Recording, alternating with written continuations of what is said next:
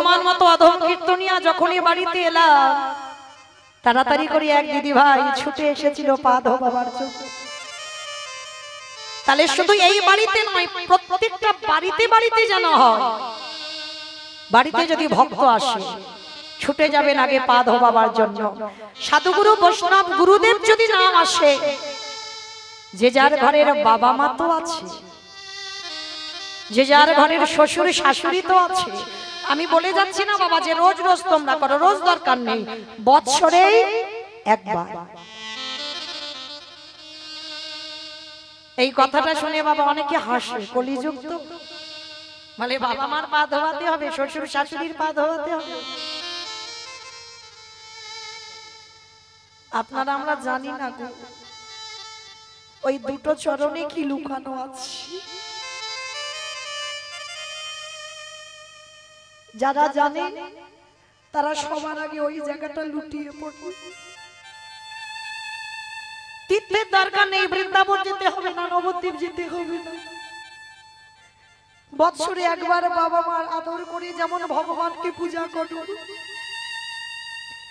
যেমন ভগবানকে সেবা দাও, বৎসরে একদিন আসনে বসিয়ে গলায় মালা দিয়ে পিতামাতার চরণ যুগল ধৌত করে দিও।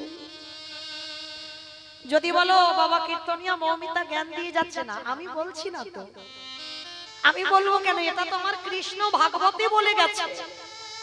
সুদামা, সবার আগে বড় গুরু হলো যে যার ঘরের বাবা মা, তারপরে গুরু হলো শিক্ষা গুরু, দীক্ষা গুরু, তারপরে গুরু হলাম আমি ভগবান। কই ভগবান তো একবারও বলেনি বাবা সবার বড় গুরু হলাম আমি কৃষ্ণ, একবারও বলেনি। সবার আগে বাবা মার জায়গাটা দিয়েছে, ওই দুটো জায়গায় একটু আঁকড়ে ধরে রেখো। যারা হারিয়ে ফেলেছো গো, হাজার দিনও কাঁদলে আর ওই দুটো চরণ ফিরে পাবে না। আর যাদের আছে চরণ ধরে বলে যায় একটু আঁকড়ে রেখে দিও, যত্ন করে রেখে দিও যেন হারিয়ে না যায়। তাই তো কৃষ্ণ দয়াময় রাজস্বই যজ্ঞে পা ধোয়ার কাজটা নিয়েছে। শুধু পা ধোয়াচ্ছে না, আর একটা কাজ করেছিল। কি কাজ জানো? ওই যজ্ঞে যারা যারা প্রসাদ পেয়েছিল, আপনারা আমরা বাবা এঁঠো ঘাটতে একটু ঘৃণা বোধ করি, কিন্তু কৃষ্ণ করেছিল ওই কাজটা। যারা যারা প্রসাদ পেয়েছিল কৃষ্ণ দয়াময় ওই নিজের হাতে ওই প্রসাদের থালাটা নিয়ে নর্দমায় ফেলেছিল।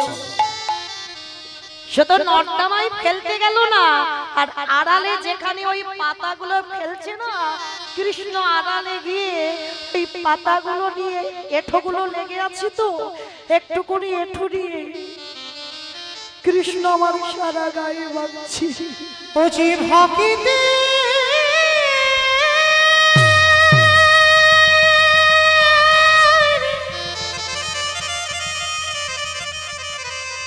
ওজি ভক্তিতে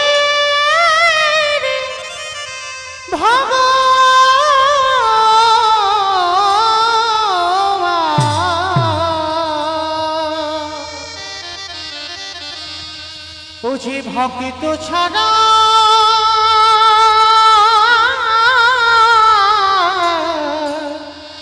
কিছু জানে না, তাই তো যুগে যুগে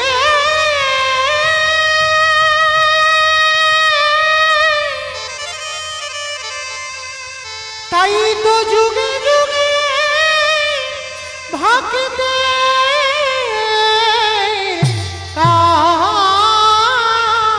কাছে দয়া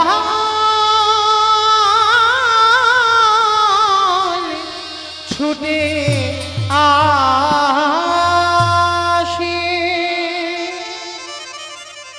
প্রতিটা যুগে যুগে ভগবান ভক্তের লাগে ছুটে আসে, এতটাই ভক্তকে ভালোবাসে।